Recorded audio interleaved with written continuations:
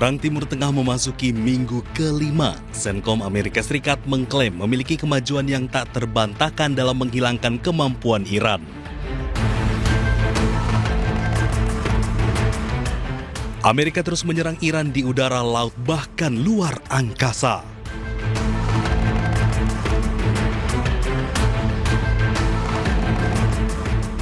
Operasi Epic Fury diklaim telah mengurangi kemampuan Iran untuk memproyeksikan kekuatan di luar perbatasannya.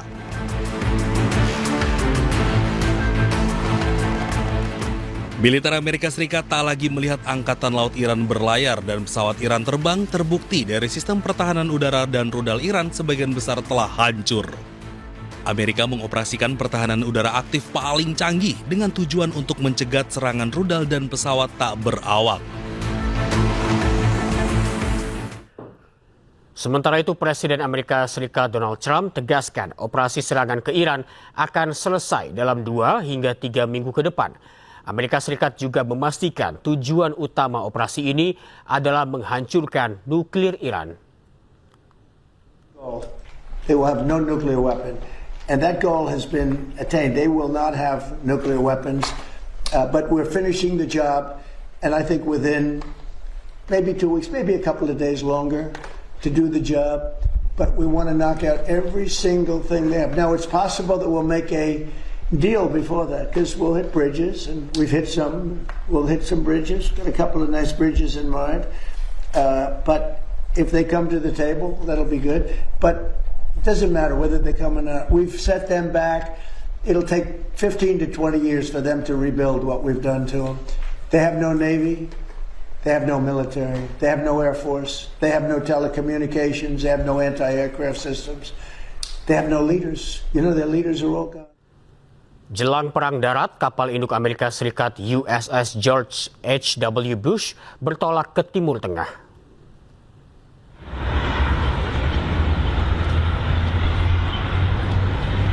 Kapal induk ini bertolak dari pangkalan Angkatan Laut Norfolk, Virginia, menjadi kapal induk ketiga yang dikerahkan Amerika Serikat ke Timur Tengah. Kapal induk beserta gugus tempurnya ini bergabung dengan kapal induk USS Abraham Lincoln dan USS Gerald R. Ford. Selain 3 kapal induk, Amerika Serikat mengerahkan personel pasukan operasi khusus untuk perang darat dengan Iran.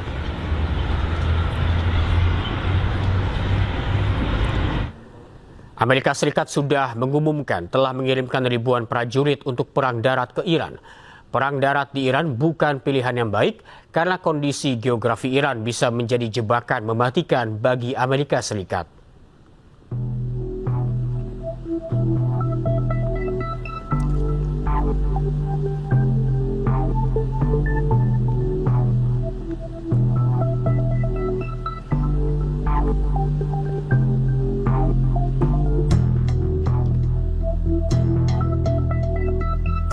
Harian media cetak Tehran Times menampilkan headlines "Welcome to Hell" atau "Selamat datang di neraka". Pesan ancaman tertulis di Tehran Times, pasukan Amerika Serikat yang menginjakan kaki di Iran akan kembali dalam peti mati. Dikutip dari The New York Times, sedikitnya 10.000 pasukan Amerika Serikat dikerahkan ke Timur Tengah. Israel menolak bergabung dengan Amerika Serikat untuk melakukan serangan darat ke Iran. Sementara terkait rencana Amerika Serikat, Iran siapkan pasukan elit.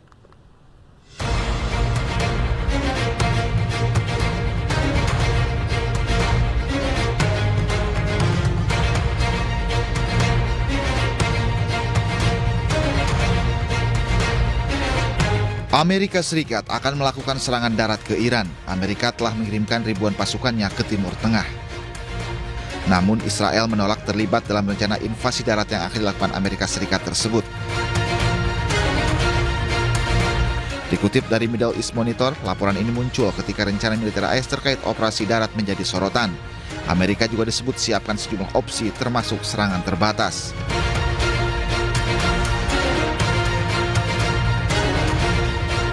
Di sisi lain, Iran tak gentar menghadapi pasukan Amerika Serikat. Iran merilis video terkait kesiapan pasukan militer mereka yang siap menghadapi pasukan Amerika. Juru bicara Markas Besar Pusat Hatam Al-Anbiya Iran mengatakan para komandan dan tentara Amerika akan menjadi santapan lezat bagi hiu-hiu di Teluk Persia. Harian media cetak Tehran Times juga menampilkan headlines "Welcome to Hell" atau "Selamat datang di neraka". Pesan ancaman tertulis di Tehran Times, pasukan Amerika Serikat yang menginjakan kaki di Iran akan kembali dalam peti mati. Amerika Serikat mengumumkan telah mengirimkan ribuan prajurit untuk perang darat ke Iran. Perang darat di Iran dianggap bukan pilihan yang baik karena kondisi geografi Iran bisa menjadi jebakan mematikan bagi Amerika Serikat. Perang darat di Iran bisa sangat mematikan. Luas Iran lebih besar dari Irak, Suriah, dan Afghanistan. Bahkan lebih luas jika ketiganya digabungkan.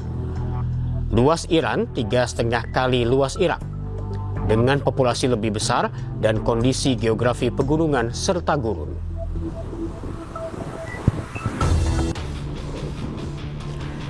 Iran dipagari pegunungan. Di sisi barat, pegunungan Zagros membentang sepanjang 1.500 km. Sementara di sisi utara dipagari pegunungan Alborz. Di sisi timur terdapat gurun yang luas dengan suhu ekstrim, yakni Kafir serta Daselut. Di tengah juga tersebar banyak dataran tinggi.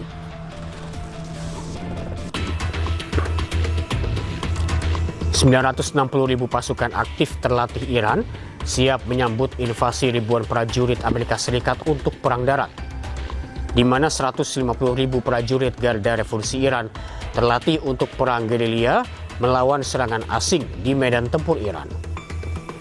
Sekitar 15.000 hingga 30.000 di antara Garda Revolusi Iran merupakan pasukan elit Quds yang bertanggung jawab atas operasi di luar negeri. Amerika Serikat segera mengerahkan pasukan untuk serangan darat ke Iran. Sementara Iran menunggu serangan darat Amerika Serikat dan berikut cuplikan dialog bersama praktisi dan pengajar hubungan internasional Dina Prapto Raharja dalam program ID Sore Rabu kemarin.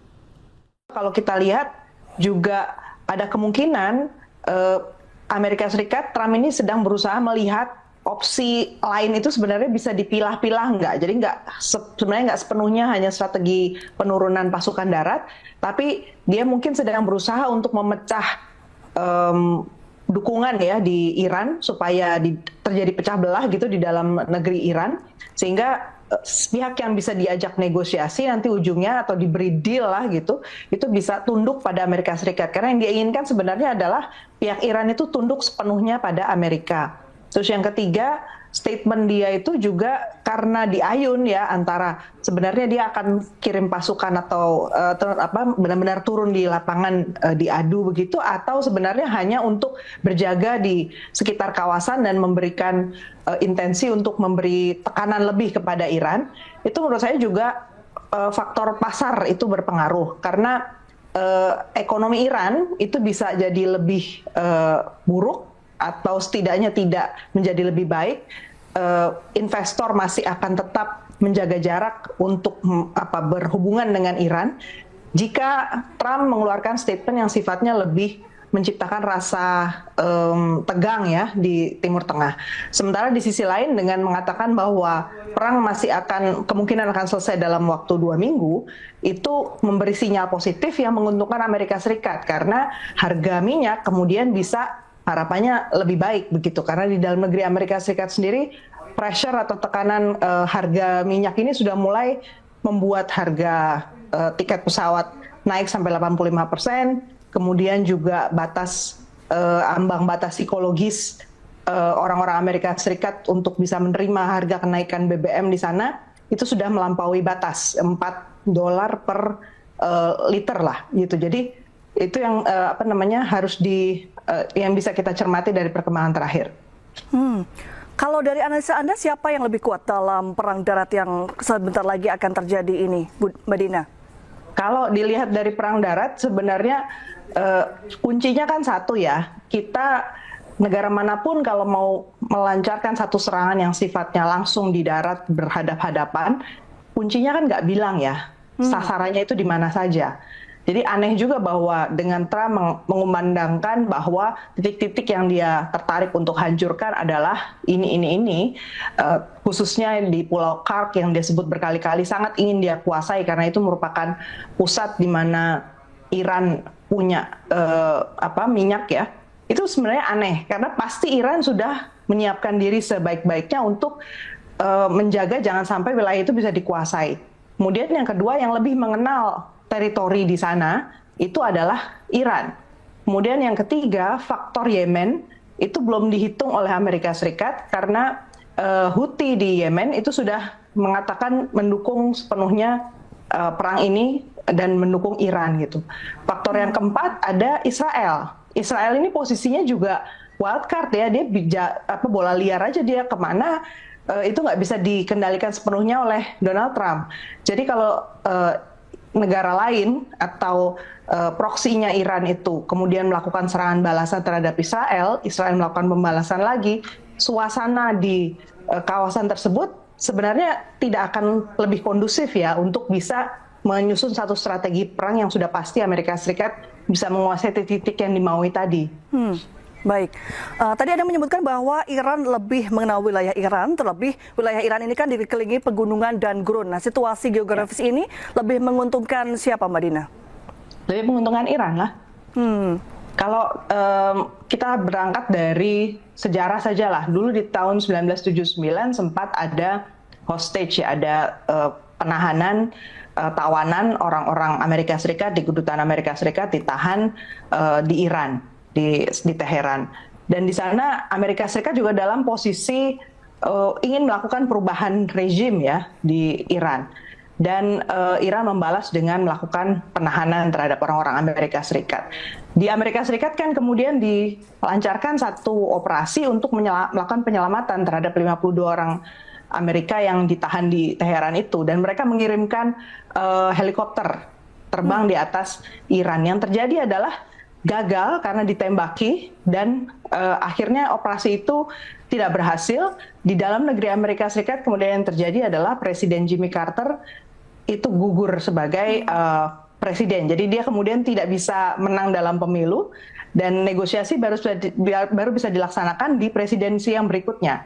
Jadi sudah pernah terjadi sebenarnya bahwa wilayah di Iran itu bukan wilayah yang mudah, sama halnya seperti ketika Amerika Serikat berasumsi Afghanistan itu bisa ditaklukkan. Sampai hari ini pun orang hanya seakan-akan nggak pernah bicara soal Taliban itu bagaimana, orang just slide in aja. Jadi kelompok-kelompok korps diplomatik ya, masyarakat maksudnya para diplomat yang selama ini juga menangani isu-isu di Timur Tengah dan Afghanistan itu dekat sekali di sana, itu juga bicara soal gimana ya Amerika Serikat ya, karena Afghanistan dulu aja begitu ditinggal, itu asumsinya nggak jelas nih tentang leadership di Afghanistan, kemudian harus gimana negara-negara lain berinteraksi dengan Afghanistan. Jadi, dan suasananya kan mirip sebenarnya dari segi geografis, kemudian dari segi penguasaan kelompok-kelompok bersenjata, itu bukan hal yang mudah untuk ditaklukkan secara sistematis. Baik, berarti bisa dibilang bahwa ini sangat berisiko untuk Amerika ya, perang darat ini, Mbak Dina? Ya, menurut saya sangat berisiko untuk Amerika Serikat. Sejumlah pihak kan menyebut bahwa perang darat ini tuh sebagai misi bunuh diri. Nah ini pihak Iran, bahkan di media Iran juga menyebut bahwa ini adalah misi bunuh diri. Bahkan ada headlines "Welcome to Hell" atau "Selamat datang di neraka". Nah ini bagaimana menurut Anda? Ini menarik ya bahwa negara-negara lain sudah melihat betapa Amerika Serikat itu tidak punya strategi yang dipikirkan benar-benar. Dan kalau kita dengarkan lagi statement-statement dari para pembantu Trump, yang mereka lakukan termasuk ketika orang bilang, kamu nggak jadi turun ke sana, Pentagon bilang sudah dilakukan persiapan. Jawaban dari pihak mereka adalah bahwa Pentagon memang tugasnya menyiapkan berbagai macam opsi. Nanti presiden yang milih last minute. Ini kan menunjukkan bahwa strategi untuk menangani Iran itu betul-betul di tangan satu orang. Nah inilah yang kemudian menurunkan atau menyebabkan skeptisisme ya dari banyak pihak, termasuk juga dari para sekutu Amerika Serikat, bahwa yang dilakukan Amerika ini sebenarnya tanpa perhitungan yang matang. Dia hanya melihat situasi, kadang dipicu oleh emosi ketika dia tersentuh sedikit egonya gitu ya, dia bisa langsung bilang kita hancurkan saja semua. Yang barusan terjadi hari ini juga dia bilang kita hancurkan saja semua fasilitas energi Iran gitu. Padahal kan kalau itu benar-benar dilakukan, risikonya tentu akan sangat besar untuk ekonomi ekonomi Amerika Serikat. Amerika Serikat melancarkan serangan ke fasilitas rudal bawah tanah di Isfahan, Iran. Ledakan dahsyat terjadi menyusul serangan tersebut.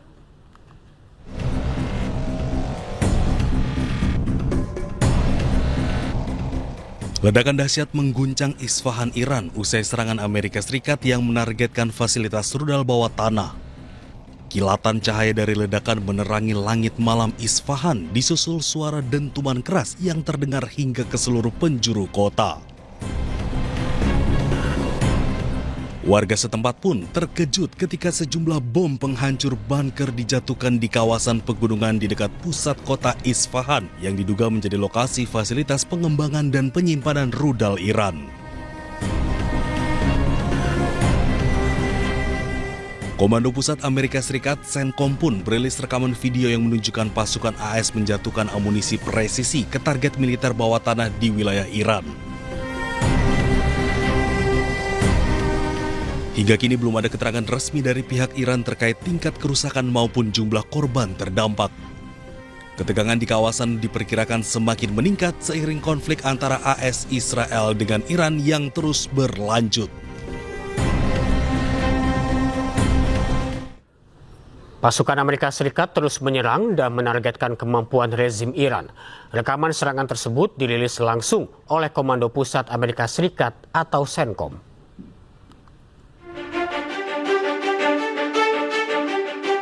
Komando Pusat Amerika Serikat CENTCOM merilis rekaman baru pada hari Selasa yang menunjukkan pasukannya diduga menyerang target-target Iran. Rekaman tersebut memperlihatkan serangan yang mengenai sebuah truk, kendaraan, dan pesawat terbang. Tanggal dan lokasi pasti belum dapat diverifikasi secara independen. CENTCOM melalui akun resmi media sosial X menyatakan bahwa pasukan AS terus melenyapkan kemampuan rezim Iran untuk memproyeksikan kekuatan secara signifikan di luar perbatasan Iran. Diketahui konflik di Timur Tengah antara AS, Israel, dan Iran terjadi lebih dari 1 bulan sejak 28 Februari dan masih berlangsung hingga kini.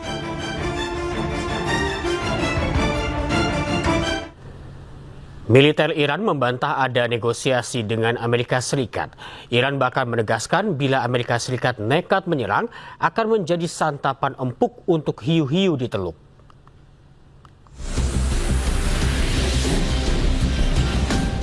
Tanggapi ancaman Presiden Amerika tentang operasi darat, militer Iran mengeluarkan peringatan keras.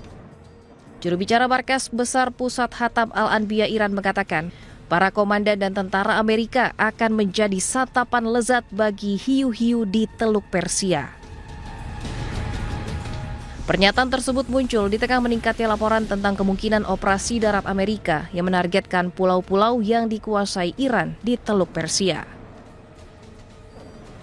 در مقابل تهدیدهای اخیر ترامپ مبنی بر عملیات زمینی یا اشغال هر نقطه‌ای از سرزمین‌های ایران که البته آرزویی بیش نیست اعلام می‌داریم رزمندگان اسلام مدت هاست در انتظار چنین اقداماتی به سر میبرند تا ثابت نمایند که تجاوز و اشغال نتیجه‌ای جز اسارت تحقیرآمیز و قطعه شدن و مفقود شدن متجاوزان را در بر نخواهد داشت و فرماندهان و سربازان آمریکایی خوراک خوبی برای کوسه های خلیج فارس خواهند شد. Amerika Serikat mengirimkan tambahan sebanyak 3.000 hingga 4.000 pasukan tambahan ke kawasan Timur Tengah. Ribuan pasukan elit ini bermarkas di Fort Bragg, North Carolina, dikenal mampu melakukan operasi tempur termasuk serangan udara melalui penerjunan. Penguatan militer Amerika Serikat menjadi kesiapan untuk melanjutkan operasi di kawasan Timur Tengah.